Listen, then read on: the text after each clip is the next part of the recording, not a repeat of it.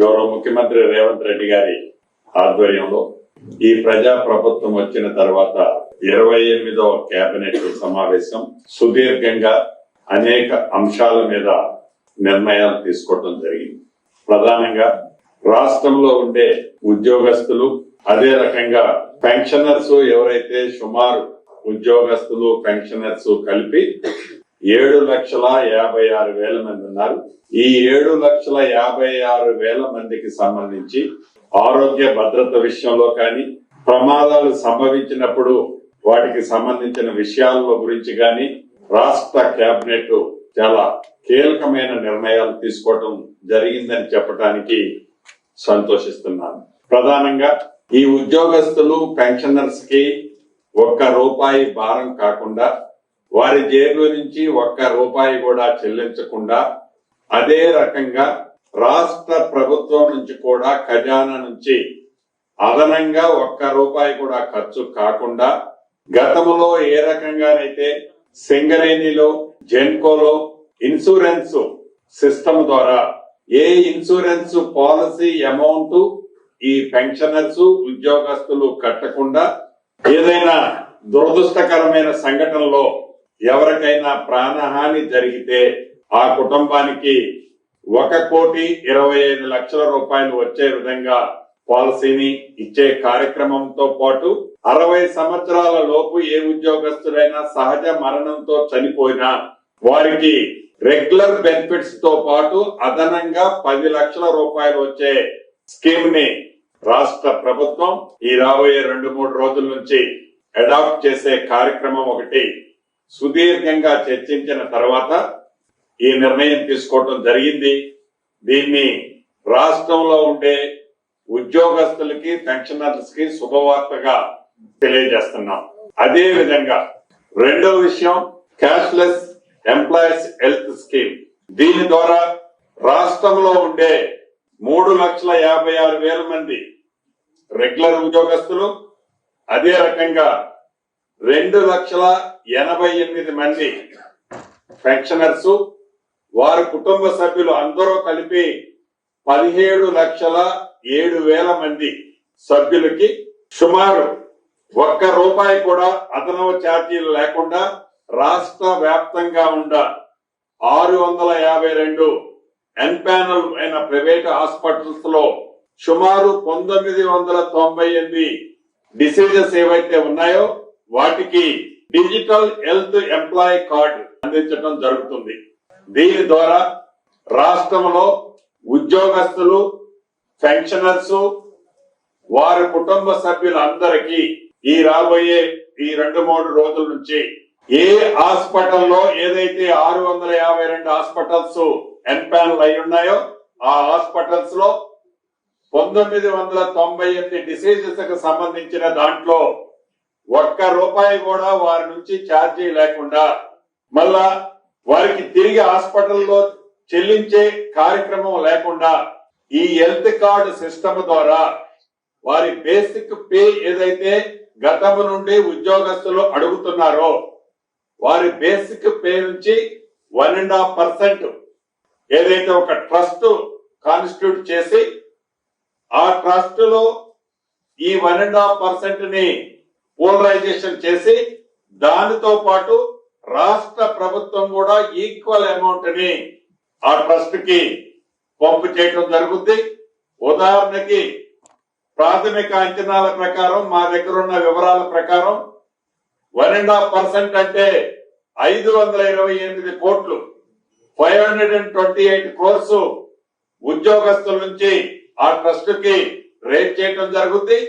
Simultaneous గా అదే పద్ధతిలో రాష్ట్ర ప్రభుత్వం నుంచి కూడా 528 కోట్లు ఆ ట్రస్ట్ కి జమ చేసి రమారమి 1,056 కోట్ల రూపాయలతో ఆ ట్రస్ట్ ని రన్ చేస్తూ, దానికి చీఫ్ సెక్రటరీ గారు సభ్యుల సమక్షంలో వారి ఆధ్వర్యంలో ఆ ట్రస్ట్ ని రన్ చేస్తూ భవిష్యత్తులో ఈ మధ్య ఏదైతే కొన్ని పేపర్లు ఉద్యోగస్తులకి LOC ఇయ్యని కారణంగానో, వారి ఫండ్ రాలేదన్న కారణంగానో, రిటైర్డ్ ఎంప్లాయీస్ కి ప్రాపర్ గా పేమెంట్ ఇవ్వని కారణంగానో కొన్ని దుర్ఘటనలు సరిగా అన్నది కేబినెట్ లో కూడా డిస్కషన్ వచ్చింది.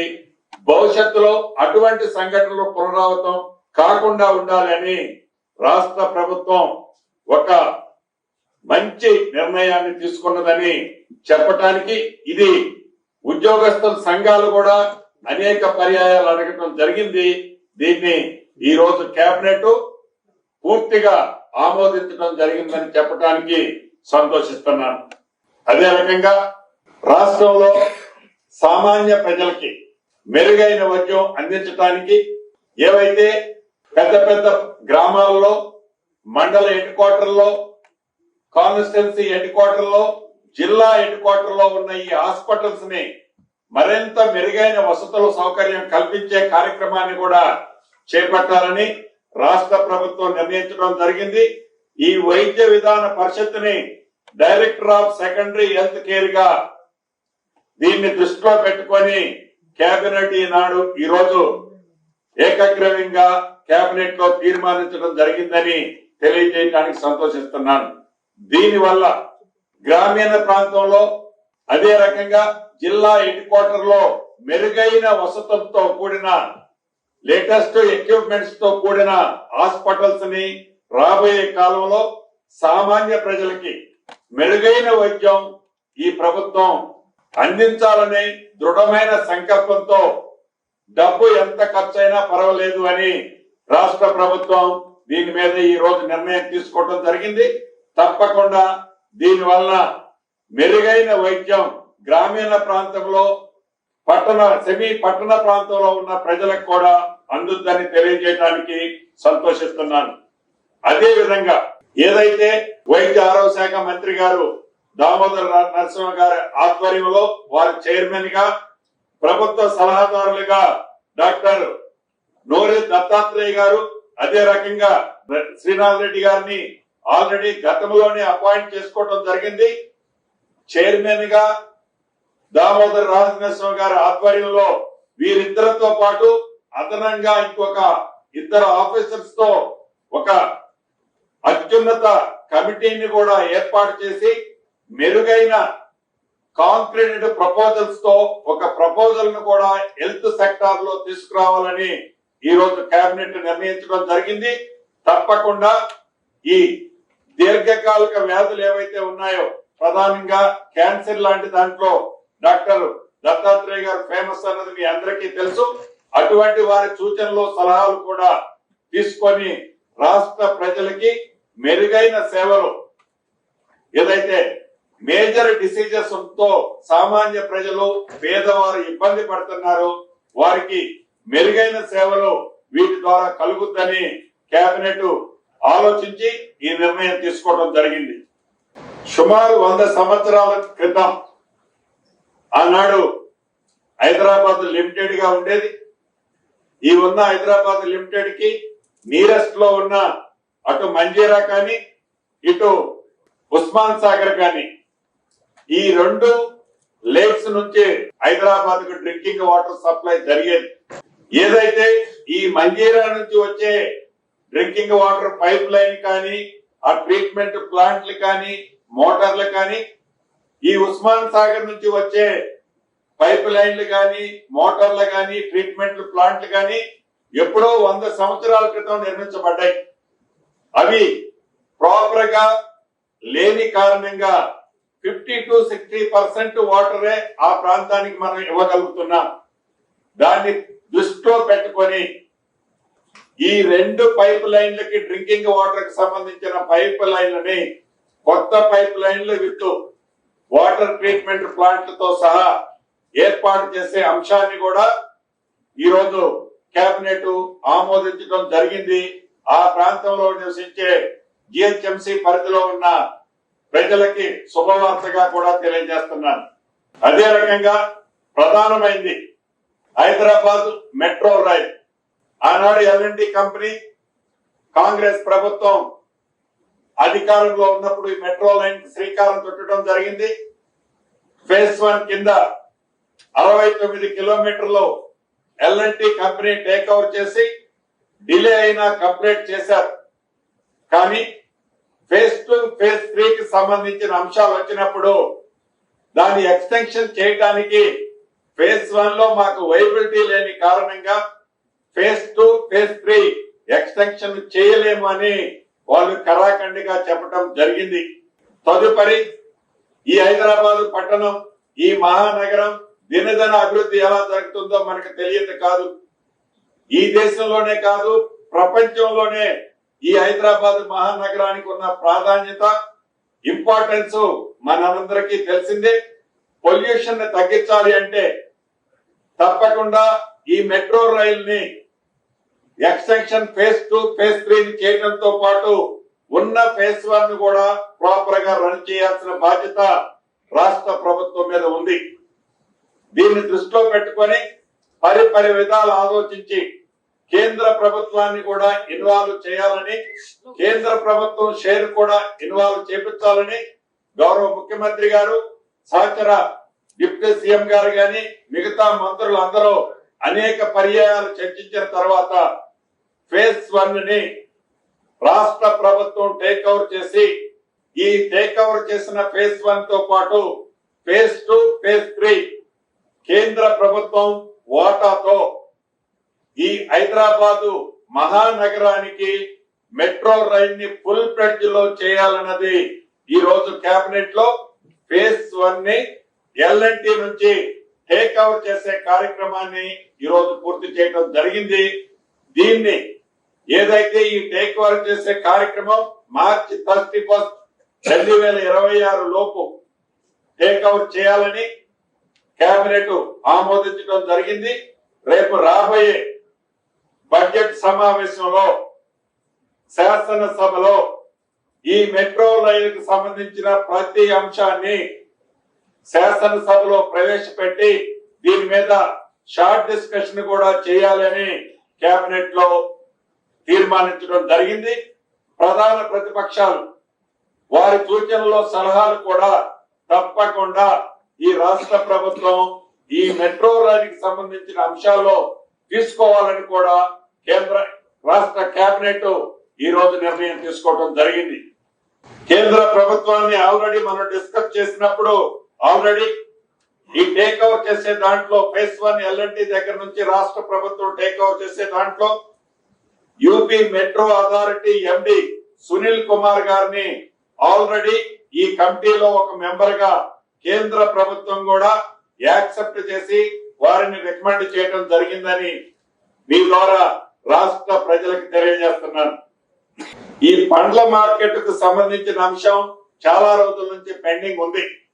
ఈ కోయిడా ప్రాంతానికి సంబంధించిన హౌసింగ్ బోర్డుకు సంబంధించిన 239 ఎకరాలని ఓఆర్ఆర్ కు ఆనుకొని ఉన్న ఏరియాని ఈ అంతర్జాతీయ స్థాయిలో పండ్ల మార్కెట్ ని ఏర్పాటు చేయాలని ఈ రోజు ఆ ల్యాండ్ ని మార్కెట్ సంస్థకి, మార్కెట్ డిపార్ట్మెంట్ కి కూడా హ్యాండ్ ఓవర్ చేస్తూ ఒక ఇంటర్నేషనల్ స్టాండర్డ్స్ తో ఒక మార్కెట్ ని ఏర్పాటు చేయాలని కూడా కేబినెట్ ఆమోదించడం జరిగింది. అదే విధంగా గతంలో 223 ఎకరాలు దీనికి బ్యాక్ సైడ్ లో కొంచెం లాన్ ఉంటది, అక్కడ ఈ మార్కెట్ కమిటీకి ఇవ్వటం జరిగింది. దాన్ని టిఎస్ఐసి కూడా ట్రాన్స్ఫర్ చేయడం ఈ రోజు కేబినెట్ లో జరిగింది. అదే రకంగా జేఎన్టీయు మహబాద్, గిరిజన ప్రాంతమైన మహబాద్ లో జేఎన్టీయు ఇంజనీరింగ్ కాలేజ్ కోసం 70 ఎకరాల ల్యాండ్ ని అలొకేషన్ చేయడం జరిగింది. అదే రకంగా శాతవాహన యూనివర్సిటీకి సంబంధించిన కాలేజీని సిద్దిపేట జిల్లా ఉస్నాబాద్ లో 36 ఎకరాలు ల్యాండ్ ను కూడా అలొకేషన్ చేయడం జరిగింది.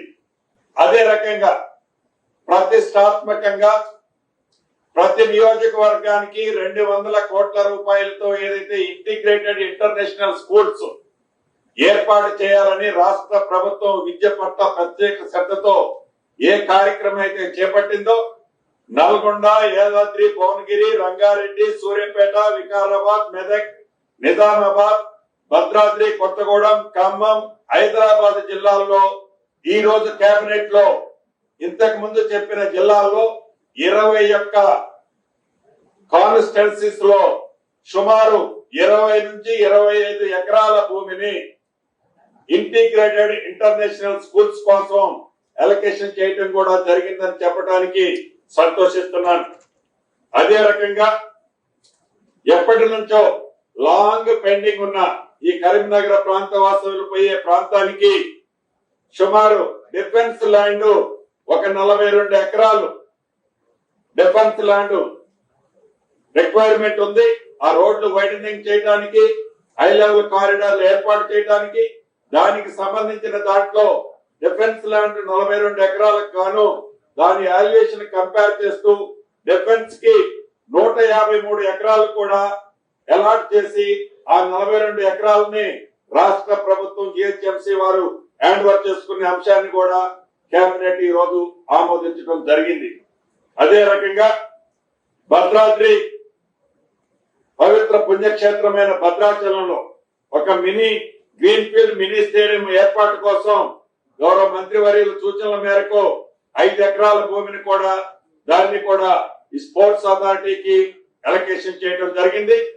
ప్రధానంగా హిందువులు ప్రతి ఒక్కరూ దైవంగా పూజించే తిరుపతి తిరుమల వెంకటేశ్వర స్వామి దేవాలయాన్ని నా సొంత జిల్లా అయిన ఖమ్మం, అదే రకంగా తుమ్మల నాగేశ్వరరావు మంత్రి గారి వారి సొంత నియోజకవర్గం, ఉప ముఖ్యమంత్రి గారి భట్టి గారి సొంత జిల్లాలో 20 ఎకరాల భూమిని టిటిడి వారికి అలొకేషన్ చేయడం జరిగింది. అక్కడ పవిత్ర వెంకటేశ్వర స్వామి దేవాలయాన్ని టిటిడి వారి సొంత నిధులతో ఒక స్టేడియం తో పాటు ఒక ఫంక్షన్ హాల్ తో పాటు అద్భుతమైన టెంపుల్ ని నిర్మిస్తారని వారి బోర్డులో ఆమోదించుకోవడం జరిగింది. దానికి రాష్ట్ర ప్రభుత్వం నుంచి ఒక 20 ఎకరాల భూమిని కూడా అలొకేషన్ చేయడం జరిగింది. ఏదైతే ఈనాడు ప్రపంచ వ్యాప్తంగా దేశ వ్యాప్తంగా ఈ డేటా సెంటర్ల కాన్సెప్ట్ వచ్చింది. ఈ డేటా సెంటర్ల కాన్సెప్ట్ కు సంబంధించింది గ్రీన్ ఎనర్జీ పాలసీని ఒక దాన్ని ఈరోజు రాష్ట్ర కేబినెట్ ఆమోదించడం జరిగింది. ఎవరైతే డేటా సెంటర్లకు సంబంధించిన వారు 300 మెగావాట్ కు సంబంధించిన కెపాసిటీ వరకు గ్రీన్ పవర్ ని ప్రొడ్యూస్ చేసుకునే పాలసీని ఈ రోజు రాష్ట్ర కేబినెట్ ఆమోదించడం జరిగింది. అదే రకంగా చివరిగా రాష్ట్ర బడ్జెట్ సమావేశాలు వచ్చే నెల మార్చి 16వ తారీఖున ప్రారంభం కానున్నాయి. మార్చి 16వ తారీఖు నాడు బడ్జెట్ సమావేశాలు స్టార్ట్ అవుతున్నాయి. మొదట గవర్నర్ గారి స్పీచ్ ఉంటుంది.